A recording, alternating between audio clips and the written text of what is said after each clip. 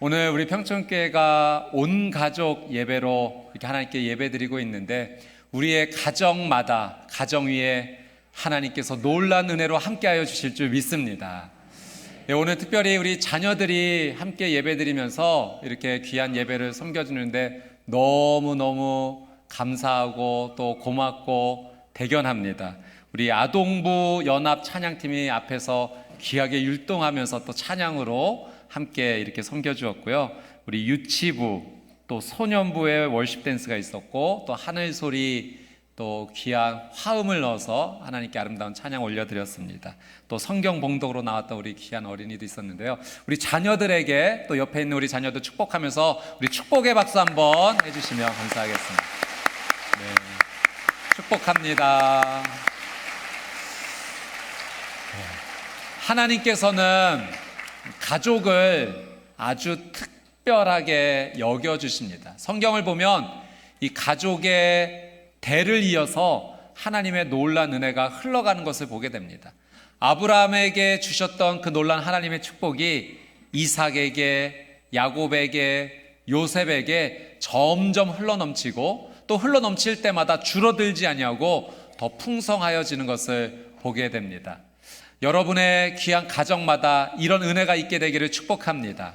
여러분에게 주셨던, 부모님에게 주셨던 놀라운 은혜가 자녀들에게 아름다운 믿음의 유산으로 흘러가고 또 우리 자녀들이 그 은혜를 또 다음 세대에게 흘려보내게 될 수 있게 되기를 주님의 이름으로 축복합니다. 가정은 하나님께서 특별히 창조하신 공동체입니다.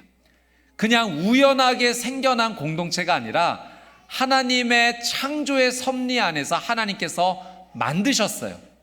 하나님께서 남자와 여자를 창조하셨고 이 남자와 여자가 만나 하나가 되게 하셨고 또 그 부모님을 통해서 자녀가 태어나게 하심으로 말미암아 가정이라는 축복의 공동체를 우리에게 허락해 주셨습니다.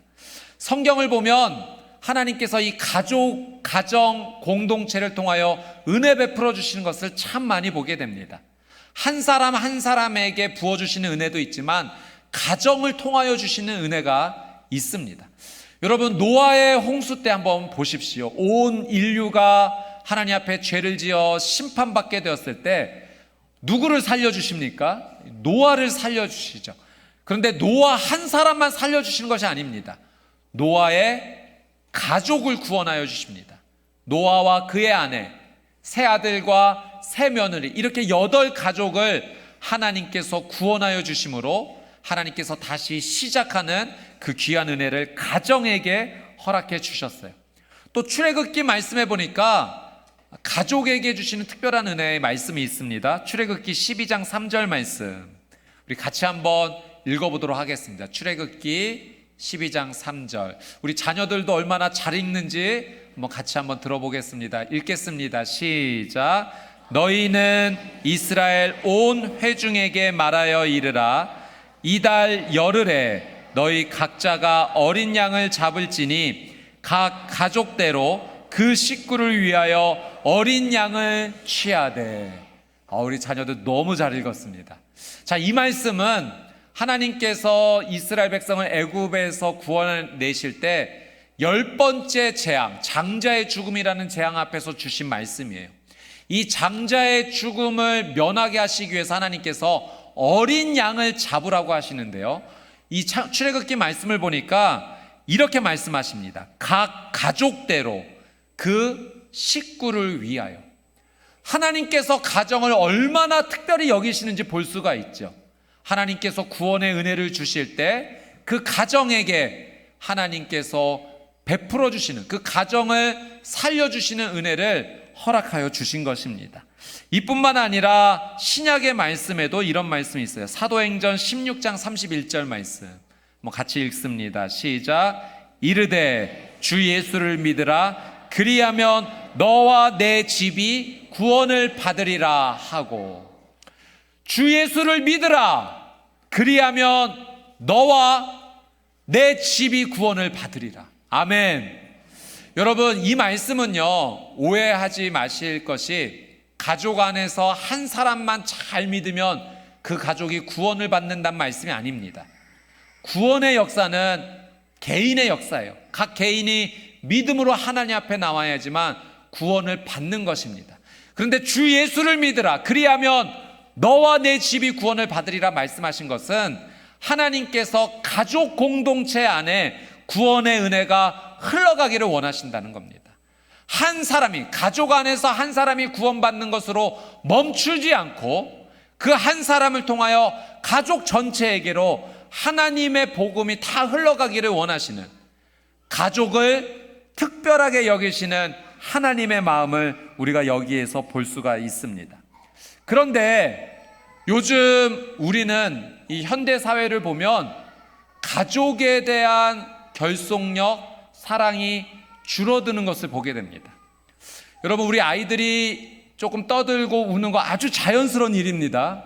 온 가족이 이렇게 예배 드릴 때 안 운다, 안 떠든다, 그 이상한 일이에요. 지금 근데 우리 아이들이 이렇게 예배 잘 드리는 것 정말 잘하고 있는 겁니다. 우리 아이들에게 우리 격려의 박수 한번. 너무 잘하고 있어요. 훌륭합니다. 이런 아이들을 제가 본 적이 없어요. 예배 자세가 너무 바르고 경청하는 모습, 진짜 하나님께서 귀하게 여기시는 줄 믿습니다.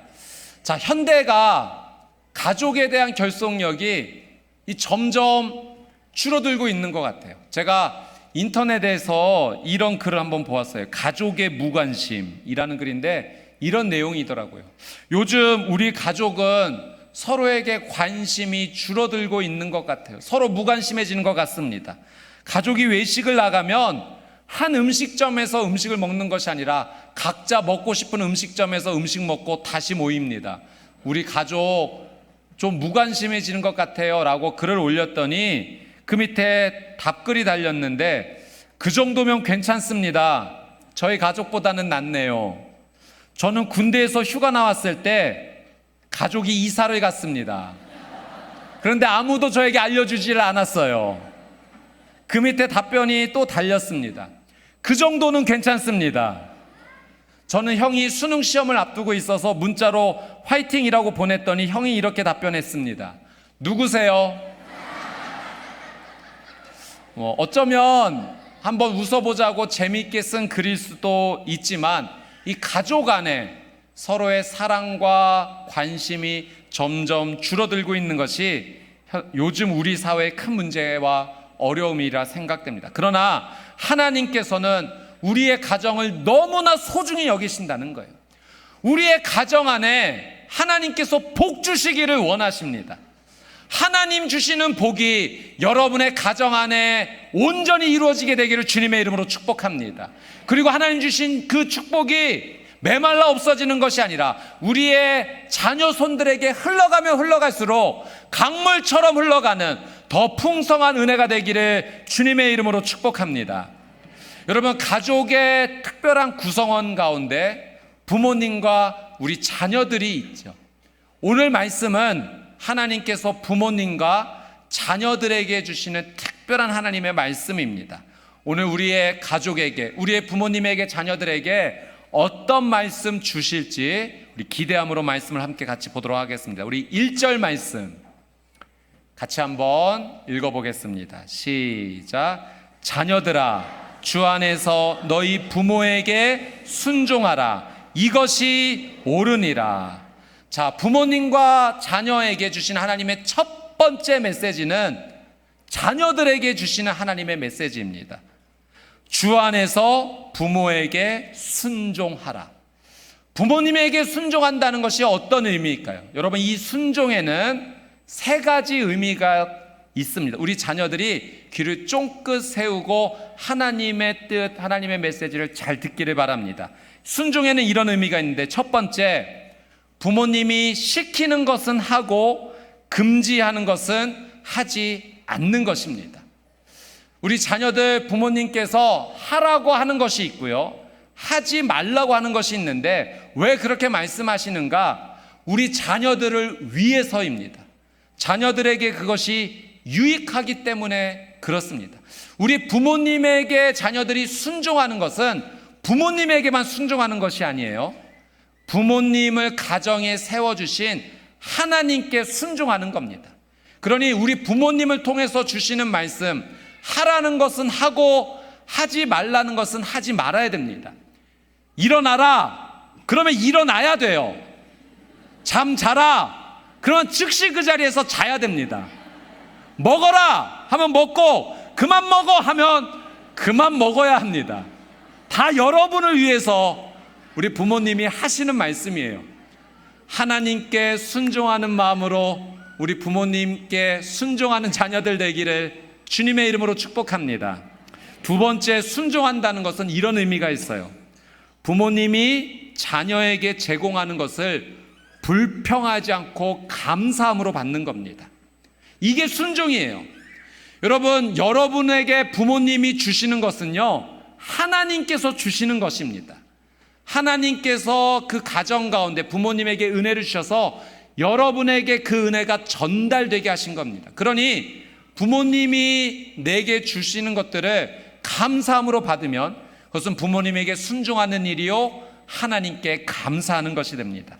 세 번째, 부모님께 순종한다는 것은 부모님의 의견을 존중하는 겁니다. 우리 자녀들이요, 인생을 살아가면서 중요한 결정을 해야 될 때가 있어요. 학교를 진학하는 일, 직장을 가는 일, 또는 결혼하는 일, 친구를 사귀는 일, 여러 가지 중요한 일들이 있는데 그때마다 부모님께서 어떤 의견을 주시는지 잘 들을 수 있어야 됩니다. 부모님께서 의견을 주시는 것은 하나님께서 부모님에게 그런 지혜의 마음을 주셔서 우리에게 조언해 주시는 거예요. 무조건 부모님 말씀 다 따라라가 아닙니다. 때로는 내 생각과 다를 때가 있죠. 그때 부모님의 의견을 잘 듣고 조율해 나가는 겁니다. 이렇게 부모님의 의견을 존중하고 조율해 가는 과정이 오늘 하나님께서 말씀하신 주 안에서 부모에게 순종하라입니다. 여러분, 이 말씀에서 가장 중요한 포인트가 어디 있냐면 주 안에서라는 부분이에요. 부모님께 순종하는 것은 곧 하나님께 순종하는 것임을 잊지 말라는 겁니다. 하나님께서 하나님의 대리인으로 우리 부모님을 우리에게 세워주신 것입니다. 우리 가정의 권위를 하나님께서 부모님에게 주신 것이에요. 그래서 부모님에게 순종하는 것은 하나님께서 세워주신 질서를 잘 따르는 것입니다. 자, 주 안에서 어떻게 순종해야 되는가? 오늘 본문 2절, 3절 말씀에 아주 자세히 기록되어 있는데요. 자, 2절, 3절 말씀. 자, 우리 자녀들도 같이 한번 읽어봅시다. 자, 우리 큰 목소리로 한번 읽습니다. 시작. 내 아버지와 어머니를 공경하라. 이것은 약속이 있는 첫 계명이니 이로써 내가 잘되고 땅에서 장수하리라. 아멘. 주 안에서 부모에게 순종하라는 이 말씀은요, 약속 있는 첫 계명이다라고 하나님 말씀해 주셨습니다. 여러분, 부모에게 내 부모를 공경하라 10계명 중 가운데 몇 번째 계명일까요? 5번째 계명, 정답입니다. 그런데 왜 약속 있는 첫 번째 계명이라고 하셨을까요? 여러분, 이 10계명은요 1계명부터 4계명까지가 하나님에 대하여 지키는 계명입니다. 5계명부터 10계명까지가 사람 사이에 지켜야 될 계명이죠. 그러니 사람 사이에 지켜야 될 첫 번째 계명으로 내 부모를 공경하라고 하나님 말씀하신 겁니다. 이 첫 번째 계명, 우리 사람에게 지켜야 될 첫 번째 계명이 부모님을 순종하는 거예요. 그런데 이 계명은 약속 있는 계명이라고 하셨어요. 어떤 약속을 주셨는가? 신명기 5장 16절 말씀 같이 한번 읽어보겠습니다. 시작. 너는 내 하나님 여호와께서 명령한 대로 내 부모를 공경하라. 그리하면 내 하나님 여호와가 내게 준 땅에서 내 생명이 길고 복을 누리리라. 아멘. 여러분, 우리는 부모님에게 잘해야 됩니다. 공경해야 돼요. 순종해야 됩니다. 우리를 낳아주시고 길러주신 은혜만으로도 그렇게 마땅히 해야 합니다. 그런데 하나님께서 마땅히 행할 우리 자녀들이 그렇게 해야 될 일에 대해서 그렇게 하면 부모님을 공경하면, 부모님께 잘 순종하면 보너스 선물을 주신다는 거예요. 이 땅에서 잘 되는 은혜, 내 생명이 장수할 것이다. 장수한다는 것은 건강을 하나님께서 책임져 주신다는 것이요, 그 생명을 보존해 주신다는 겁니다. 부모님에게 순종하는 것이 마땅할 일일진데 하나님께서는 그 일에 특별한 은혜를 더하여 주신다라고 약속하신 것이죠. 하나님의 이 약속은요, 이런 의미예요. 부모님께 순종하면 너의 인생은 내가 책임져 줄 거야. 하나님께서 약속하신 겁니다. 부모님에게 순종하는 것이 곧 하나님을 순종하는 것, 하나님을 경배하는 것으로 이어지기 때문입니다. 우리 자녀들에게 이런 은혜가 있게 되기를 축복합니다. 부모님께 잘 순종하고 하나님을 경외하는 인생이 되어서 이 땅에서 잘 되고 그 생명이 장수하는, 건강하는 놀라운 은혜가 있게 되기를 주님의 이름으로 축복합니다. 아멘. 자, 이제 부모님에게 주시는 하나님의 메시지, 마지막으로 우리 4절 말씀, 자, 같이 한번 읽어보도록 하겠습니다. 시작. 또 아비들아, 너희 자녀를 노엽게 하지 말고 오직 주의 교훈과 훈계로 양육하라. 자, 이 말씀에서 우리 부모님들에게 주시는 하나님의 메시지는 두 가지가 있습니다. 첫 번째는 자녀를 존중하라는 겁니다. 여러분, 지금은 그래도 많이 좋아져서 우리 어린이들의 인권을 우리가 중요하게 생각하는데, 아직도 어느 부분에서는 우리 자녀들의 인격을 존중하지 못하는 일들이 종종 나타나기도 합니다. 또 어떤 나라에서는 아예 어린이의 인권은 없는 것으로 그렇게 여기는 사회도 있죠. 여러분, 바울이 지금 이 서신서를 보냈을 때 당시는 어땠을까요? 그때는 어린이의 인권을 아예 생각지도 못하던 때입니다. 그런데 하나님께서 이 말씀을 주셨다는 것은 굉장히 파격적인 거예요. 내 자녀를 노엽게 하지 말아라. 하나님께서는, 예수님께서는 말씀만 주신 것이 아니라 실제로 이것을 모범으로 보여주셨는데, 예수님께 어린이들이 찾아왔던 적이 있어요. 그때 제자들이 막아섭니다. 어허, 여기 오는 거 아니야, 절로 가. 이 아이들을 막아섰을 때 예수님께서 아니다, 아이들을 내게로 오게 하라, 안아주시고 축복해 주시고 심지어 이렇게까지 말씀하시면서 아이들을 존중해 주셨어요. 천국에 가기를 원한다면 이 어린아이들 같이 되어야 한다라고 하면서 이 어린이들의 인격을 존중해 주시는 하나님의 사랑, 예수님의 사랑을 보여주셨습니다.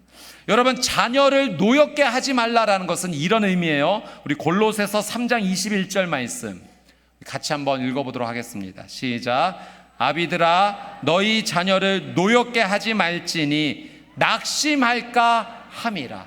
자녀를 노엽게 하지 말라라는 것은 우리 자녀를 존중해 줘야 된다는 의미인데, 혹여나 우리 자녀들이 마음에 낙담하는 일이 생겨서는 안 된다는 거죠. 우리의 자녀들을 무시하지 말고 힘으로 누르지 말아야 된다는 겁니다. 혹시 그런 일들이 있게 되면 자녀들의 마음이 낙담하게 되는 그런 어려운 일이 생긴다는 겁니다. 제가 이 비슷한 경험을 한번 한 적이 있는데요. 저희 딸이 한 6살 아주 어렸을 때 유치원 다녔을 때 하루는 유치원에 그렇게 가기 싫다라고 아침에 많이 땡깡을 좀 피웠습니다.